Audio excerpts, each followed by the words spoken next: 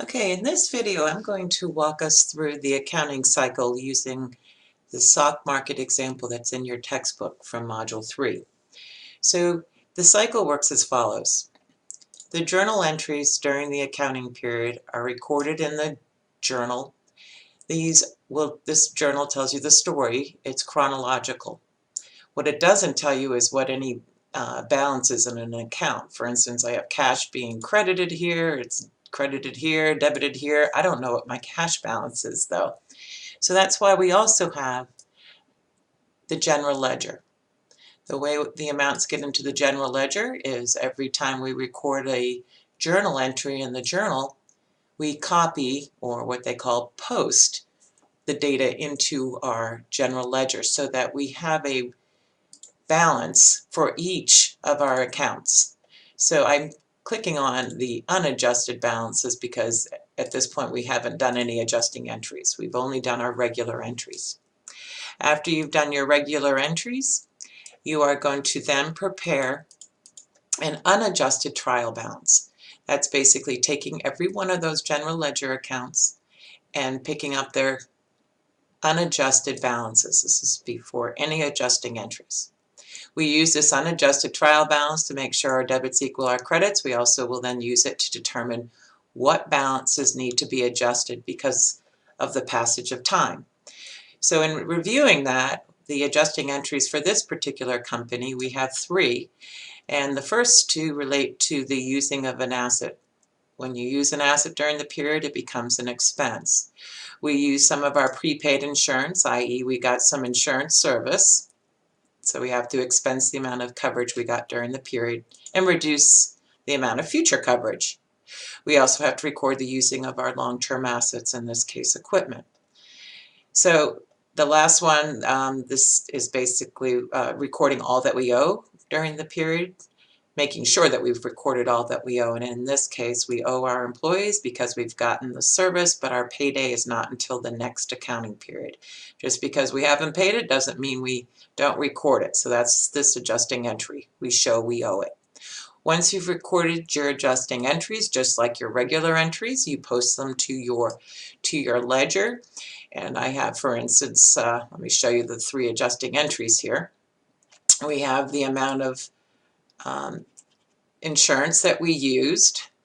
We debit insurance expense. Notice I'm doing it in between the unadjusted balance and the adjusted balance, likewise here. So after making our adjusting entry, that balance will change to 100. Likewise, the using of our equipment, we're going to debit depreciation expense and credit the unadjusted balance of accumulated depreciation. So it will have an adjusted balance of 45. And then we show the amount of wages we owe. After doing that, we're going to then prepare the adjusted trial balance. So here's these balances, all adjusted again, debits equal credits, and all of these balances now are correct. So I'm going to go over to preparing now the financial statements. You always use your adjusted trial balances to prepare the 4 statements.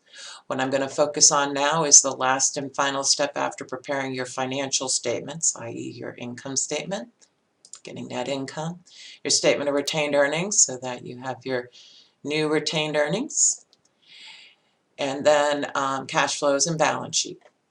What you're going to notice here, and I want to talk about now, is the last and final step of closing your temporary accounts, which are your revenue accounts, expense accounts, and dividends into retained earnings. I will show you how we do that by having you look at this trial balance. Right now, that $1,130 is actually the beginning balance. If you look at our statement of shareholders' equity here, here's our beginning retained earnings. Our ending retained earnings is the proper balance. That's actually what is going to be on our balance sheet, or is on our balance sheet, if I could show you that here. But it's not actually recorded until we record these closing entries in the journal. So what am I doing here? I'm taking the revenues, which have normal credit balances, and I want to make it 0. I want to close them out and transfer their balances into retained earnings. But I'm doing this by closing not just my revenues, but all my expenses. You see, notice these are all being credited. That's because all expenses have normal debit balances. So I'm just doing the opposite of their normal balance so that they'll have zero balances in the ledger. As far as the difference between that, between the revenues and then your expenses, that's actually your net income.